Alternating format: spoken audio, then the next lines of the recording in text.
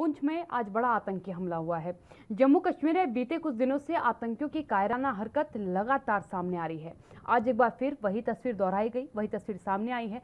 आतंकियों को मुंहतोड़ जवाब देने के लिए सुरक्षा बलों की ओर से लगातार ऑपरेशन भी चलाया जा रहा है। इसी बीच सोमवार को एक और बुरी खबर आई है। जम्मू के पुंछ जिले में सुरक्षा बलों और आतंकियों के बीच हुई मुठभेड़ में सेना के 4 जवान और एक जीसीओ शहीद हो गए हैं। बताया जा रहा है कि मुठभेड़ के दौरान 5 जवान बुरी तरीके से घायल हो गए थे और बाद में वो शहीद हो गए। इसके साथ ही ये भी बताया गया है कि पुंछ जिले के चमरेर जंगल में आतंकियों के छिपे होने की जानकारी मिली थी। जानकारी के मुताबिक सुरक्षा बलों ने पूरे इलाके को सील कर लिया है और आतंकियों के साथ एनकाउंटर जारी है। जंगल में 3 से 4 आतंकियों के छिपे होने की आशंका भी जताई गई है। एनकाउंटर के दौरान ही सेना के 4 जवान और एक जेसीयू बुरी तरीके से घायल हो गए थे। बाद में ये 5 जवान शहीद हो गए। तो आपको बता दें कि आज एक बार फिर से जम्मू कश्मीर में आतंकियों का कायराना चेहरा देखने को मिला है। और सबसे अहम बात यह है कि ये तरीका छिप के वार करने वाला है, जो आजमाया जा रहा है बार बार आतंकियों की तरफ से, छिप के वार किया गया है। दूसरी सबसे अहम बात है कि सेना के 4 जवान थे, एक जेसीओ था, जो पहले तो मुठभेड़ के दरमियान गंभीर रूप से घायल हो गए, लेकिन उसके बाद वो शहीद हो गए। ये यकीनन आज के लिए एक बड़ी दुखद खबर है जो सामने आई है, क्योंकि देखिए जम्मू कश्मीर में ऑपरेशन ऑल आउट कंटिन्यू चल रहा है।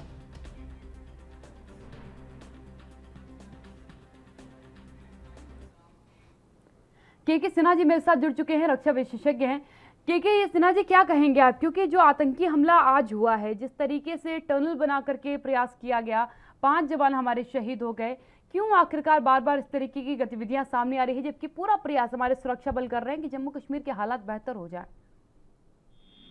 देखिए, ये परिस्थितियां जिस तरह से तेजी से बदल रही हैं और ज्यादा ही चिंताजनक हो रही हैं, और जिस तरह से हो रही हैं, चाहे वो इनसाइड है, इंटरलैंड में हो या एलओसी के ऊपर में है, और जहां अभी हुई है ये घटना उस इलाके में है, वो सुरनकोट का इलाका है, हिलकाका का इलाका है।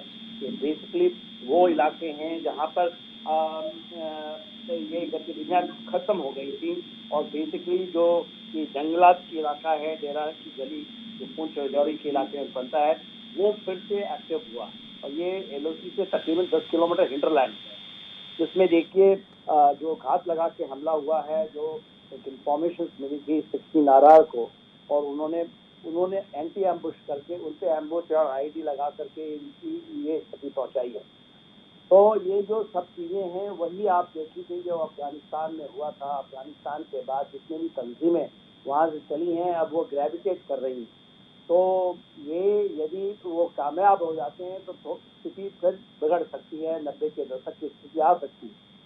हमें ये देखना है कि हमारी कार्रवाई में बहुत तेजी लानी होगी और उसको बदलना होगा। ओवरग्राउंड वर्कर्स, अंडरग्राउंड वर्कर्स जो टारगेटेड किलिंग कर रहे हैं, पूरा का पूरा ये है कि आप इसको इतना टफ कर दें, और ये पूरा आपके अक्रॉस से होता है। और इन चीज़ों में जब आप एक्शन लेते हैं तो आपके एक्शन में कहीं कमी रह जाएगी यदि हम उस पार उनको डेटरेंस ना करें। उनके यूएवी को जो उनके ड्रोन्स हैं या उनके और दूसरे जो कार्रवाइयाँ कर रहे हैं, और जितने भी वहाँ से आए थे 6 से 10,000 तक बोला जाता है जो अफगानिस्तान से निकले हैं, वो लॉन्च पैड में विभिन्न जगहों में अभी वो फिराक में है कि घुसे और गड़बड़ी मचाए। यहाँ के भी जो स्लीपर सेल्स थे और जो भी overground worker, underground worker, small workers, सारे एक्टर्स, तो आपको बहुत तेजी से और बहुत सटीक और बहुत कड़ी कार्रवाई करने की जरूरत है। के सिन्हा जी, लेकिन अगर आतंकी हमलों की हम बात करते हैं तो आतंकी हमलों का रूप परिवर्तित हो चुका है, तरीका बिल्कुल बदल चुका है। इस पूरे हमले में जो है बारूदी सुरंग का प्रयास किया गया। जम्मू कश्मीर की अगर बात करूं तो टारगेट किलिंग इस समय वहां पर चल रही है, रिवॉल्वर्स का इस्तेमाल किया जा रहा है, बड़े बड़े हथियार रखने वाले आतंकी छोटे छोटे हथियारों पर उतर आए हैं। ये बदलाव और ये तरीका क्यों अपनाया जा रहा है? देखिए, जो दुश्मन होता है, क्योंकि इसको आप हाइब्रिड वॉर कर लीजिए, इसको नॉन कॉन्टैक्ट वॉर कर लीजिए, इसके अंदर में आतंक, वो एक तरह का आपका वॉरफेयर का हिस्सा है। तो वो तो अपनी चीज़ों को हरदम बदलता रहेगा और नई नई चीज़ों का इजाद करेगा, नई नई तरीके करेगा। इससे इम्पोर्टेंट है जब आप प्रोएक्टिवली उससे आगे निकल करके आप करें।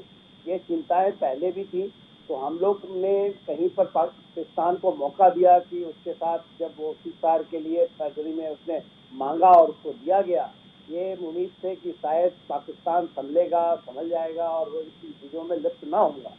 मगर ये तो हमें, क्योंकि हम लोगों का ये विश्लेषण रहा है, मेरा विश्लेषण ये रहा है, पाकिस्तान कभी सुधरने वाला नहीं।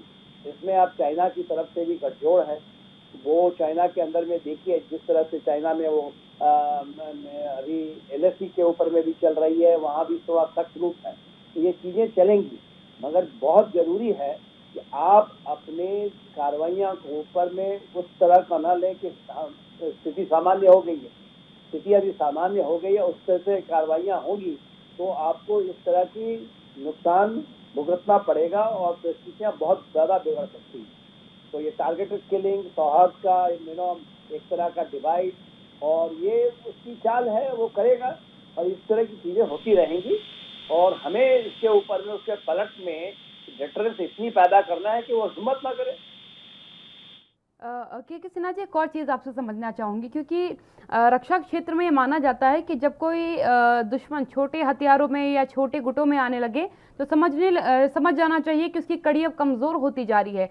इस सवाल का जवाब में जुड़े हुए हैं लगातार, उनसे हम और चर्चा करेंगे। के सिन्हा जी, सबसे अहम बात जिस तरीके से मैंने कहा कि छोटे हथियारों पर आ जाना और अपने आप को एक सीमित संख्या में तब्दील कर लेना, ये कहीं ना कहीं बताता है कि अब चीज़ें जो है आतंकवाद के पास कम बची हैं, आतंकियों के पास चीज़ें बहुत कम हो गई, इसलिए उन्होंने जो है हल्की चीज़ों का इस्तेमाल करना शुरू किया है। देखिए, आपके आकलन में जो आप बता रही हैं उसके दो आयाम हो सकते हैं, दो पहलू हो सकते हैं। पहला, जो आपने एक आकलन किया कि शायद चीज़ें कम हो गई हैं, मगर आप थोड़े से विस्तार से समझिएगा तो आपको दिखेगा कि इसमें इजाफा है। इजाफा इसलिए है कि अफगानिस्तान के अंदर में $83 बिलियन के हथियार छोड़े गए हैं। वहाँ पर M4 सीरीज के M16 ये हथियार भी लगेंगे इनके हाथ। तो ये चीज़ें हैं, और छोटे हथियार तो इसलिए कि जो आपके ओवरग्राउंड वर्कर्स हैं, जो पहले पत्थर उठाया करते थे, उनके हाथों में आप पिस्टल दे दिया तो आप देखेंगे अपग्रेडेशन है। ये यदि पाकिस्तान का, मेरा मानना है पाकिस्तान ने इसमें इजाफा किया है और बड़े हथियार की संख्या जो वहाँ से मिली है, अमेरिका छोड़ के गया है, वो भी इनके हाथ लगेंगे। और देखिए, पाकिस्तान के पास में हथियारों का सप्लाई, एम्यूनिशन सब कम पड़ गया था, इसलिए उसने सीज फायर के लिए या सीज फायर उसने उल्लंघन करना शुरू कर दिया है। तो ऐसा लगता है या तो उसको उन जगहों से, अफगानिस्तान के से जो हथियार या गोला बारूद असले छोड़े गए हैं वो भी मिला है। तो इसको इस तरह से देखने की जरूरत है, अपने गार्ड को नहीं डाउन करना। तो जो वर्स्ट केस सिनेरियो होती है उसके ऊपर में लेकर चलना चाहिए। तो आप इसको लेकर लें और सुरक्षा एजेंसी इसको लेकर चलें कि ये बड़ा इजाफा है, ना कि एक डाउन ट्रेंड है। बिल्कुल, धन्यवाद। के Sinha ji, retired major general के सिन्हा जी मेरे साथ जुड़े हुए थे। अनिल गौड़ जी मेरे साथ जुड़ चुके हैं, रक्षा विशेषज्ञ हैं, उनसे भी इस मुद्दे पे थोड़ी जानकारी ले लेते हैं। अनिल गौड़ जी, जो आज की खबर सामने आई बेहद दुखद खबर है, 5 जवान हमारे शहीद हो गए हैं। बारूदी सुरंग का इस बार इस्तेमाल किया गया है आतंकियों की तरफ से। क्या समझा जाए, किस तरीके से इस चीज़ों को समझा जाए, क्योंकि 5 जवानों की शहादत अपने आप में बड़ी क्षति मानते हैं हम हिंदुस्तान के लिए। हमारे एक जवान की शहादत भी बहुत बड़ी क्षति होती है। बिल्कुल सही कह रहे हैं आप कि हमारा एक जवान भी उसकी क्षति हो जाए तो बहुत ही दुर्भाग्य और बहुत ही दुखद होता है। आपको एक चीज़ समझनी होगी कि जो ये पाकिस्तान की जो मंशा है वो यही है कि कश्मीर घाटी, जम्मू कश्मीर के अंदर पूरे के अंदर असंतुष्टि ऐसी फैली जाए और ये टेररिज्म जो है वो चलता रहे। ये जो है यहाँ पे जो माहौल है वो बिल्कुल ठीक ना हो। और इसीलिए आप देख रहे हैं कि देखिए, इसने पहले तो जो है कह दिया कि जी हमने LOC के ऊपर सीज फायर डिक्लेयर कर दिया, पर डिक्लेयर करने के बावजूद ये घुसपैठ कराया जा रहा है। कभी उड़ी से करा रहा है, कभी दूसरी जगह से करा रहा है, और ये रजौरी पुंछ से ये मेरे ख्याल से अभी हाल ही के दिनों में ये चौथी घटना है इधर। तो अब जो ये है कि जिस हिसाब से आते थे ये लोग, अब ये नए मॉडस ऑपरेंडी कर रहे हैं कि भाई आके तो इन्होंने, अब बेसिकली हुआ क्या है इस पूरे इसके अंदर कि ये 16 RR को ऑलरेडी इंफॉर्मेशन थी कि भाई ये जो है यहाँ से घुसपैठ होनी है, और उन्होंने एम्बुश लगाया हुआ था। अब सारी रात एम्बुश लगा रहा, और उसके बाद में मेरे को लगता है कि इनको जो लोगों जो एम्बुश पार्टी है, इनको ये पता लगा कि जहां एम्बुश लगाया था वहां से इन्फिल्ट्रेशन नहीं है, किसी और जगह से हो रही है, और ये उस तरफ जा रहे थे उसको काउंटर करने के लिए, और जब ये बात हुई है। अब ये जो चीज है पाकिस्तान करता रहेगा, ये हमें एक कॉस्ट जो है पाकिस्तान के ऊपर इम्पोज करनी पड़ेगी, और ये कॉस्ट जो है ये टेररिस्ट की नहीं है, ये क्योंकि पाकिस्तान तो ये टेररिस्ट को गाजर मूली की तरह समझता है, उसको कोई फर्क नहीं पड़ता, आप जितने मर्जी मार लीजिए, वो वहां से और तैयार हो जाएंगे। तो आज आप 5 मारे 10 मारे, आपने देखिए घाटी के अंदर जनवरी से लेकर अभी तक 120 मार दिए हैं, कोई फर्क नहीं पड़ता उनको। फर्क उनको ये पड़ेगा जब उनकी फौज और जब उनके रेंजर्स और जब उनका इंफ्रास्ट्रक्चर डैमेज होगा। अब हिंदुस्तान को मेरे हिसाब से तो प्रोएक्टिव करना पड़ेगा, नहीं तो ये जो है पाकिस्तान मानने वाला नहीं है। हमने बालाकोट किया, हमने सर्जिकल स्ट्राइक की, हमने उसके हिसाब से दूसरी की, तो पाकिस्तान में थोड़ी शांति रही, पर उसके बाद फिर वही का वही। तो इसीलिए अब जब भी हमें पता लगता है कि एलओसी के ऊपर लॉन्च पैड के अंदर ये जो है इकट्ठे हो रहे हैं ये लॉन्च करने के लिए मिलिटेंट्स वगैरह टेररिस्ट को, उसी टाइम हमें उधर स्ट्राइक कर देनी चाहिए, मिसाइल स्ट्राइक करते हैं। हमें जरूरी नहीं है कि हर बार हमें अपने जवान भेज दें वहां पे, आप मिसाइल स्ट्राइक कर लीजिए, आप आर्टिलरी की शेलिंग कर लीजिए, आपके पास आर्टिलरी गन्स हैं जो 40-50 किलोमीटर तक आपके मार कर सकती है क्षमता, आप उसके ऊपर करें।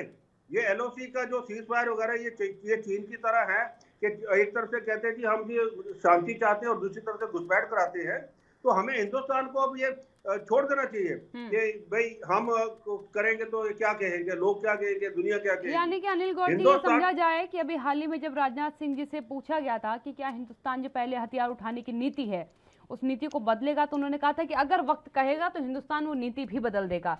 क्या इन हालातों पे ये समझा जाए कि अब जल्द ही हिंदुस्तान को अपनी नीति को बदलने की जरूरत है, पहले हथियार उठाने की जरूरत है?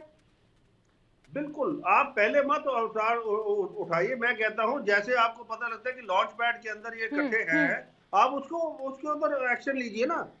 उसके अंदर क्या कहेगा, इंतजार करने की जरूरत नहीं है, यानी कि अब बिल्कुल कोई इंतजार करने की जरूरत नहीं है कि वो एलओसी पार करेंगे, हमारे लोग यहाँ पे उनको काउंटर करेंगे, वो कोई जरूरत नहीं है उसकी करने के लिए। हमें यही करना चाहिए कि उसके अंदर सीधे के सीधे हमें जो है कार्रवाई जो हमारी है उसके अंदर हमें ये ले लेनी चाहिए कि वहां से जैसे हमें पता लगता है, हमारी इंटेलिजेंस तो है, अब ये भी अगर हमने एम्बुश लगाया था तो इसका मतलब हमें इंटेलिजेंस थी, इंटेलिजेंस इनपुट था कि भाई घुसपैठ होनी है, तो हमें ये भी पता है कि कौन से लॉन्च पैड से होनी है, तो हम उसका इंतजार क्यों करते हैं? हमें इमीडिएटली वहां पे हम मिसाइल स्ट्राइक करें, हम आर्टिलरी से उसको उड़ा दें, उसको रॉकेट लॉन्चर से उड़ाएं, हमें कुछ ना कुछ तो करना पड़ेगा, नहीं तो ऐसे तो देखिए ये चलता रहेगा, ये सिलसिला चलता रहेगा पाकिस्तान का। पाकिस्तान इसमें नहीं बंद होने वाला, क्योंकि उसने बड़ा क्लियर कर दिया है कि उसका मुद्दा हिंदुस्तान के साथ एक ही है, और वो है कश्मीर। या तो हम कश्मीर दे दें उनको, पाकिस्तान को दे, मुद्दा खत्म हो जाता है। तो जब हमारा हिस्सा है हमने नहीं देना है, हम पार्लियामेंट ने एक बार कह दिया है कि जम्मू कश्मीर जो है वो हिंदुस्तान का हिस्सा है, और जो पीओजे है वो हमारा इरादा है। लड़ाई और गंभीरता से लड़नी पड़ेगी ताकि कब्जे का जो एक प्रणाली पाकिस्तान की तरफ से अपनाई जा रही है वो उस पर कारगर सिद्ध ना हो। बिल्कुल धन्यवाद अनिल गौर जी मेरे साथ जुड़ने के लिए। अनिल गौर जी रक्षा विशेषज्ञ मेरे साथ जुड़े थे। अपनी जमीन को, सरजमी को बचाने के लिए हमारे जवान जो हैं बड़ी तादाद में सेना में भर्ती होते हैं। आतंकियों का क्या है, किसी को भी हथियार पकड़ा दीजिए, उनकी जान की कीमत नहीं, जैसे भी अनिल गौर जी ने कहा कि उन्हें जो है मूली गाजर की तरह समझाया जाता है, लेकिन हिंदुस्तान के सैनिक जो है उनकी बहुत कीमत है, और इसीलिए सरकार को नीतियों को और मजबूत करने की